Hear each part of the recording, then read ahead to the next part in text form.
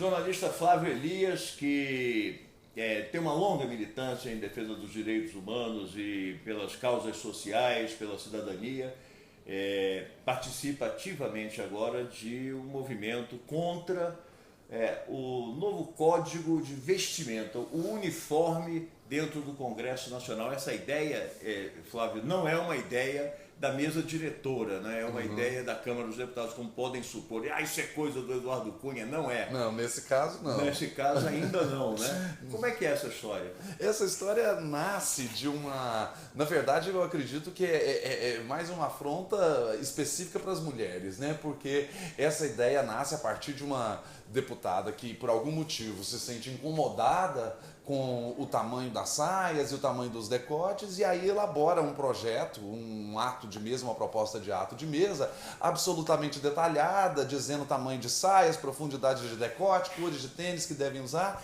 e que na verdade me parece uma volta ao passado, né? Quer dizer, a gente já de muitas formas, de muitas maneiras, a gente já passou há 30 anos da ideia de se queimar sutiãs, de se brigar por roupa, de a gente ter uma forma muito padronizada de se apresentar.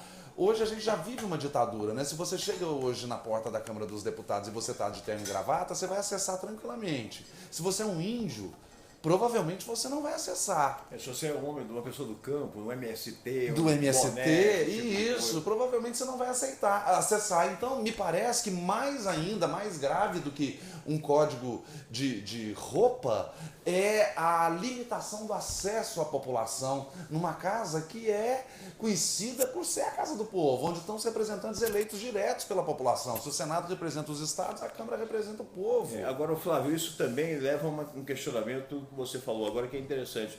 É a Casa do Povo em que medida? Porque essas pessoas que são maioria hoje, que propõem, que vencem as eleições no plenário, elas não são as representantes da vontade popular, propriamente dita. Né? Exatamente, elas são as grandes representantes do capital, né? Do financiamento empresarial, que com grande tristeza que a gente viu ontem aprovado na Câmara dos Deputados a despeito do Senado Federal. Então, quer dizer, volta para a Câmara e se aprova o financiamento empresarial porque era de grande importância exatamente para essa bancada que não é eleita por uma vontade popular, é eleita pelo dinheiro, é eleita pelaquilo que a gente costuma chamar a bancada da bala, do boi e da Bíblia, a bancada BBB. Alguém financia isso, então por isso era tão importante a manutenção do financiamento empresarial, porque isso mudaria a conformação, mudaria a cara do Congresso, poderia mudar a cara do Congresso, mas não. Nós mais uma vez fomos atropelados por uma interpretação regimental própria, né? E o financiamento empresarial está aprovado. Então é uma onda de atraso em todos os sentidos. Na verdade, pois é, isso aí não é uma coisa só política, não é uma coisa só eleitoral. Ela desce agora aos costumes, à moral. Não é? Quer dizer, essa ideia da deputada que propõe essa questão ela vai aos homens também. Os homens têm que usar paletó ou terno preto, azul marinho, não podem usar chapéu, não podem usar touca, né? Não podem usar tênis de cores cítricas. Acho interessante esse detalhe. Exatamente. Quer dizer, na verdade, a gente já não tem um deputado dread. Né? Porque se tiver um deputado dread, como é que vai ser? Se o Juruna fosse deputado hoje, como seria? A proposta de ato da mesa abre a possibilidade de uso de traje típico para silvícolas. Então está inclusive descrito isso no ato da mesa. Agora, isso, como você estava falando mesmo, é uma onda moralizadora que vem de todos os lados. Quer dizer, quando eu trabalho aqui há 17 anos, a gente não ouvia falar em bancada evangélica, a gente sabia que algumas pessoas professavam essa religião. Ok, mas a junção em torno, né, e a mistura de dinheiro, igreja, Estado, é uma coisa que hoje formou isso que a gente costuma chamar de bancada religiosa, né, ou a bancada evangélica, né, que não defende exatamente a separação entre Estado e Igreja. Agora, isso não é também uma resposta ao avanço social do país? Talvez sim.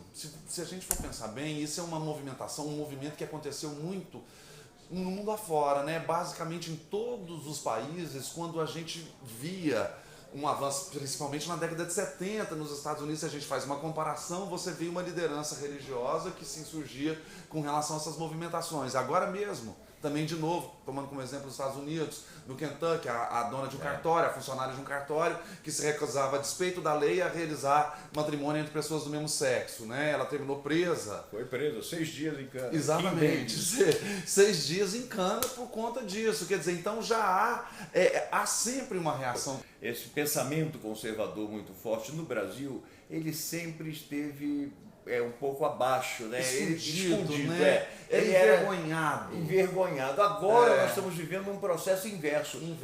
Como a gente vive um processo inverso. Essas pessoas perderam a vergonha. Houve um tempo, há 20 anos atrás, que era muito cool ser de esquerda, né? Então era uma coisa orgulhosa ser de esquerda. Isso parece que não acontece mais. Parece que é um orgulho pela xenofobia, pela homofobia, pela misoginia. Quer dizer, é um orgulho por coisas que nós nos acostumamos, no passado muito recente, a ver como coisas negativas. E aí agora parece que é uma organização em torno disso, e ao mesmo tempo olhando como alguém de olha de dentro e de fora disso, parece que não há uma organização, pelo menos aqui no Brasil, do outro lado.